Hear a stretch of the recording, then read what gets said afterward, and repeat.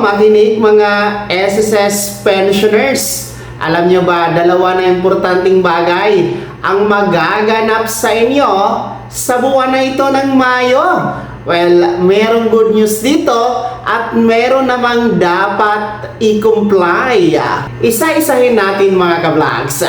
Well, una sa lahat ay nais ko lamang pong mag-shoutout sa ating mga masugid na taga-subaybay. Naku po, hindi ko na kayo maisa-isa pero nababasa at nakikita ko po ang inyong mga komento dyan sa Pampanga, sa Nueva Ecija, and Cagayan. And shoutout din po sa Bulacan. Ang ating mga manonood din po dyan sa Palawan and Zamboanga City. Maraming salamat sa inyo mga vlogs. At ito nga mga pensionado ni SSS, pag-uusapan natin itong dalawa na importanteng bagay na mangyayari sa buwan na ito ng Mayo. So bago magtapos itong buwan na ito ay magaganap ito. So unahin natin ang good news, ang magandang balita. Mangyayari ito ngayong May 15, 2026. Next week ito, araw ng Biyernes. Dahil yan po ay advanced pension crediting o pension releasing para sa ating mga pensionado na kabilang sa pangalawang batch. Yung ating mga second batch na may date of contingency o araw ng kapanganakan, araw ng pagkamatay, araw ng pagkasakit o araw ng pagkabalda mula 16 to last day of the month. Dahil ang inyong pension crediting original date ay maaatras sa Biyernes. Next week ito, mga ka-vlogs, May 15. Ang original date kasi dapat is May 16 kasi every 16th day of the month ang pension crediting ng mga pangalawang batch. Pero pag nakikita nyo sa inyong kalendaryo, ang May 16 na tapat po sa araw ng Sabado, weekend po yan, no? At ayon sa circular ni SSS na kapag matapat ang original na petsa ng pension crediting sa weekend o di ka naman holiday, i-aatras ang crediting sa pinaka-last working day ni SSS. So yan po ang mangyayari sa inyo mga pangalawang batch.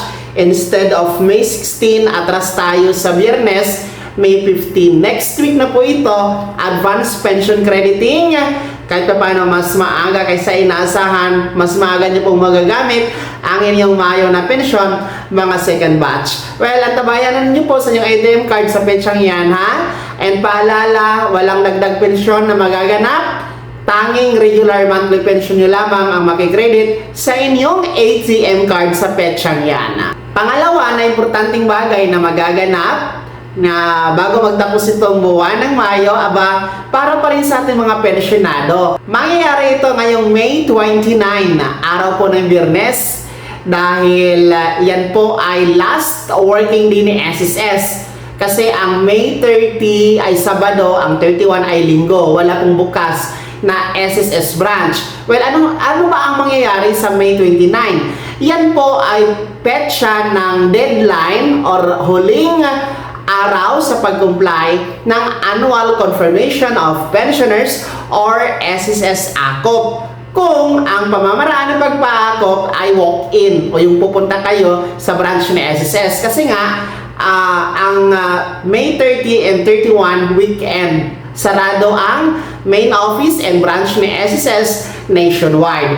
So, paalala talaga ito para sa mga pensionado na kailangan mag-ACOP. Yung ating mga merong buwan ng kapanganakan o magbo-birthday sa buwan na ito ng Mayo, ano man ang petsa, mula Mayo 1 hanggang Mayo 31, tapos yung edad ay 80 pataas, kayo ay required mag-comply ng ACOP bago magtapos itong buwan ng Mayo. So, uulitin ko ngayon, maaga pa, May 8 pa tayo, bukas May 9 is a weekend. So, sa Lunes po, May 11, no? Simulan nyo na sa mga hindi pa nag-comply ng ACOP, magtungo na sa pinakamalapit na branch ni SSS para mag-walk-in, no? Nang sa ganun ay hindi talaga makaligtaan ang pagpapa-ACOP. Huwag nyo nang paabutin yung May 29. para sigurado talaga na makomply ang AKOP. Yung mga nasa abroad, no, pwede kayo mag-AKOP ha, video conference, mag-set kayo ng online appointment kay SSS, o di kayo naman po, pwede kayo mag-facial authentication, mag-login lamang kayo sa website ni SSS para mag-comply ang facial authentication na compliance for AKOP, mga ka-vlogs. Well, mahalaga talaga ito dahil pinuputol na SSS ang pensyon kapag hindi kayo nagko-comply ng AKOP. Yung ating pong mga pensyonado na wala pang 80 ang edad pataas, no, yung mga 79 years old pababa, hindi kayo kasama ha, tanging mga 80 years old pataas lang. At kung dalawa po ang pensyon na tinatanggap, halimbawa retiree ka and survivor pensioners, well, dalawa na AKOP form ang dapat isubmit kay SSS. Alalahanin niyo mga pensyonado na required mag-comply ng AKOP na next month, June, magaganap po ang pension increase. Yung second round under the pension reform program na may 10% pension increase for retiree and total disability and 5% increase for survivor. Next month na yan, June.